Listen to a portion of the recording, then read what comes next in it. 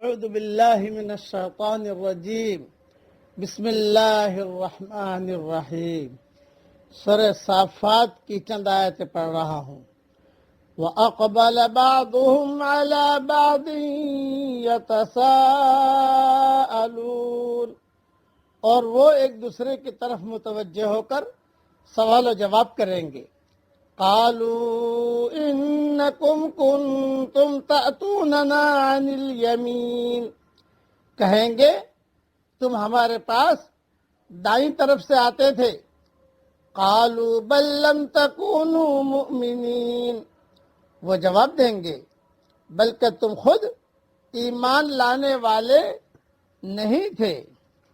وما كان لنا عليكم من سلطان بل كنتم قوما طاغين، اور ہمارا تمہارے اوپر کوئی زور نہ تھا بلکہ تم خود ہی سرکش لوگ تھے۔ فحق علينا قول ربنا إنا لذائقون، پس ہم سب پر ہمارے رب کی بات پوری ہو کر رہی، ہم کو اس کا مزہ چکھنا ہی ہے۔ فَأَغْوَيْنَاكُمْ إِنَّا كُنَّا غَاوِينَ، ہم نے تم کو گمراہ کیا، ہم خود بھی گمراہ تھے۔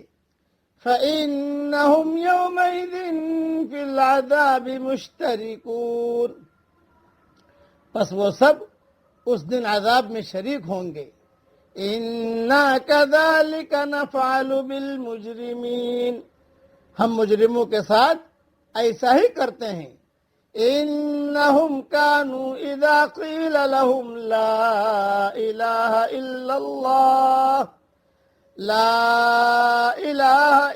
اللَّهُ يَسْتَكْبِرُونَ، یہ وہ لوگ تھے کہ جب ان سے کہا جاتا کہ اللہ کے سوا کوئی معبود نہیں تو وہ تکبر کرتے تھے۔ مختصر تشریح سن لیجیے، یہ عوام اور لیڈروں کی گفتگو ہے۔ بے دن عوام، بے دن لیڈر، قیامت میں عوام اپنی بربادی کی ذمہ داری اپنے گمراہ لیڈروں پر ڈالیں گے اور کہیں گے کہ آپ لوگوں نے ہمیں طرح طرح سے بہکایا۔ لیڈر کہیں گے تمہارا یہ الزام غلط ہے، کوئی بہکانے والا کسی کو نہیں بہکاتا، تم لوگوں کے اندر خود سرکشی کا مزاج تھا، ہماری بات تم کو اپنے مزاج کے موافق نظر آئی اس لیے تم نے اس کو مان لیا، تم نے حقیقتاً اپنی خواہشات کا ساتھ دیا نہ کہ ہمارا، دونوں کا جرم ایک ہے۔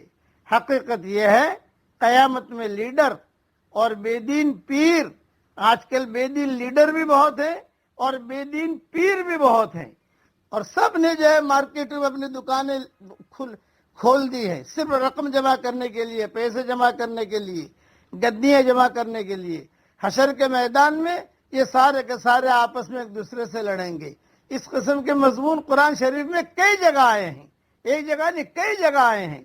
حقیقت یہ ہے قیامت میں بے دین لیڈر اور بے دین پیر دونوں ایک ہی مشترک انجام سے دوچار ہوں گے۔